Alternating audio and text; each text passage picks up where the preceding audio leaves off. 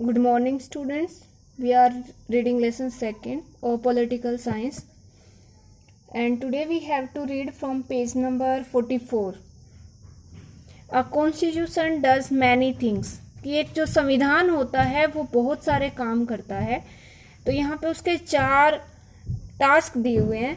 First step जो है वो ये है, it generates a degree of trust and coordination that is necessary for different kind of people to live together.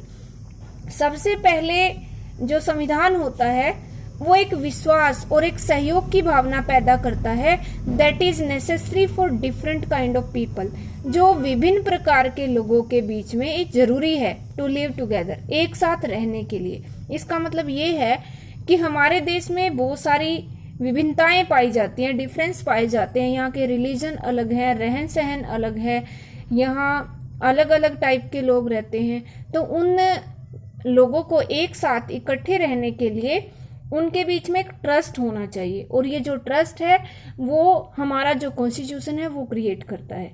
Second thing जो है वो ये है, it specifies how the government will be constituted.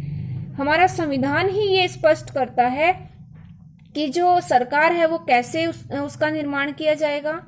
Who will have power to take which decisions, और किसी को कौन सा फैसला लेना है या कौन सी किसी के पास पावर है, ये भी हमारा संविधान ही स्पष्ट करता है.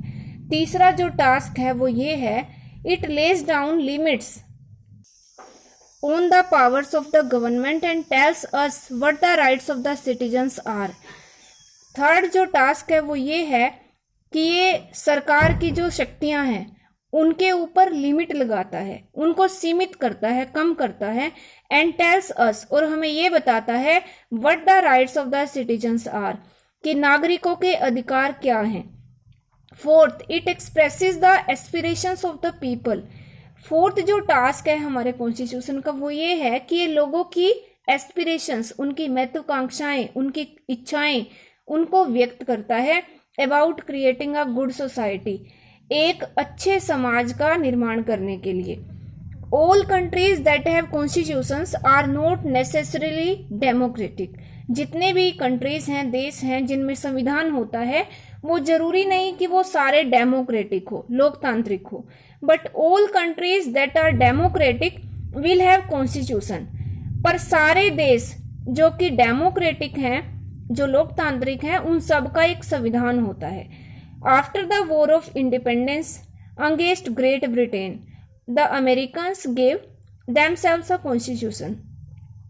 ग्रेट ब्रिटेन के साथ या ब्रिटेन के खिलाफ स्वतंत्रता की लड़ाई में या उसके बाद जो अमेरिकी लोग थे उन्होंने भी एक संविधान को मान्यता दी, एक संविधान बनाया.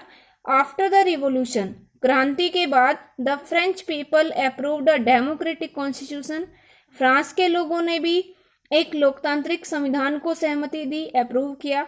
सिंस देन, और तब से ही, it has become a practice, ये एक प्रैक्टिस बन गई, एक चलन बन गया इन ऑल डेमोक्रेसीज, सभी लोकतांत्रिक देशों में, to have a written constitution, कि उनका एक लिखित संविधान हो. Next point is making of the Indian constitution, भारतीय संविधान का निर्माण. Like South Africa, India's constitution was also drawn up under very difficult circumstances. दक्षिण अफ्रीका के संविधान की तरह भारतीय संविधान को बनाने में भी बहुत सारी मुश्किल परिस्थितियों का सामना करना पड़ा. The making of the constitution for a huge and diverse country like India was not an easy affair. Bharat जैसे विशाल और डाइवर्स मीन्स विभिन्नता वाले देश में संविधान का निर्माण करना एक आसान काम नहीं था. एट दैट टाइम, उस समय, the people of India were emerging from the status of subjects to that of citizens. उस समय भारत के जो लोग थे वो गुलाम थे, और गुलाम के स्टेटस से एक नागरिक के रूप में, टू दैट ऑफ सिटीजन्स, नागरिक के रूप में वो इमर्ज हो रहे थे, सामने आ रहे थे निकल के. The country was born through a partition on the basis of religious differences.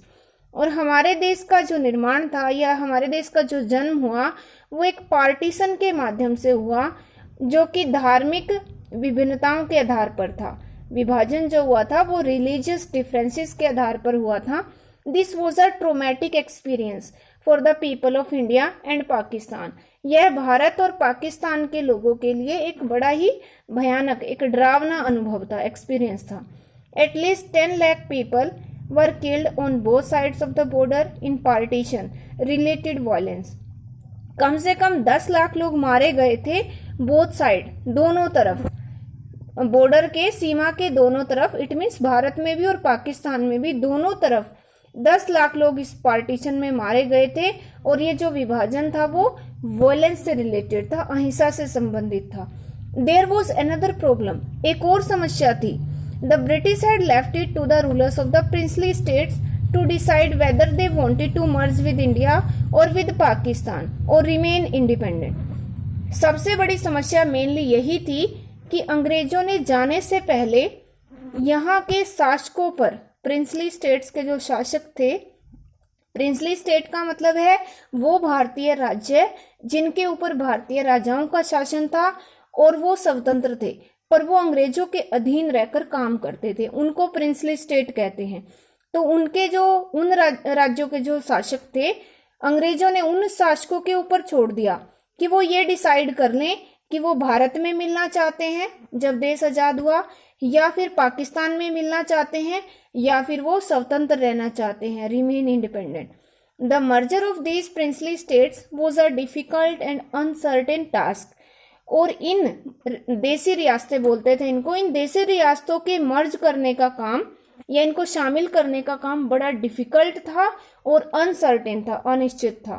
When the constitution was being written, जब संविधान लिखा गया, the future of the country did not look as secure as it does today.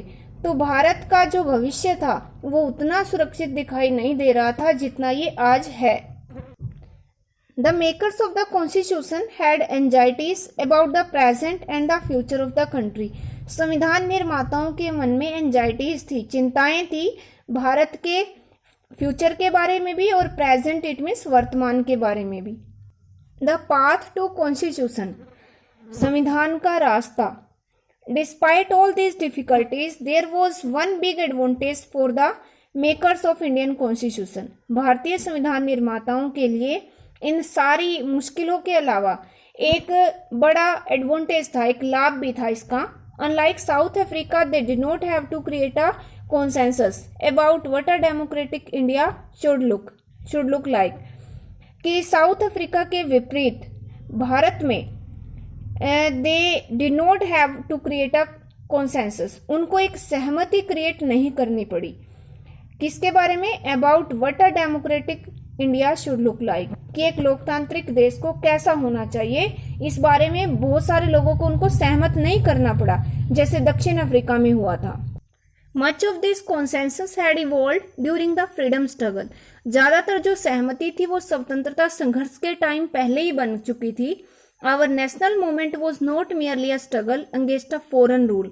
हमारा स्वतंत्रता आंदोलन वो केवल विदेशी शासन के खिलाफ एक संघर्ष नहीं था, it was also a struggle to rejuvenate our country, बल्कि एक संघर्ष था अपने देश को पुनर्जगाने के लिए, पुनर्जागरूक करने के लिए, and to transform our society and politics, और अपने समाज और अपनी राजनीति को बदलने के लिए एक संघर्ष था। There were sharp differences of opinion within the freedom struggle about the path India should take after independence.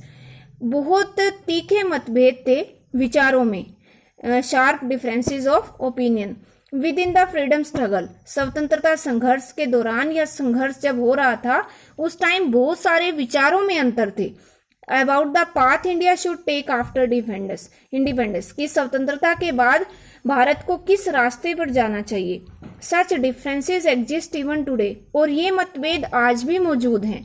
Yet some basic ideas had come to be accepted by almost everyone, और आज के time में बहुत सारे कुछ ऐसे बुनियादी विचार हैं जिसको प्रत्येक व्यक्ति ने एक्सेप्ट कर लिया, स्वीकार कर लिया।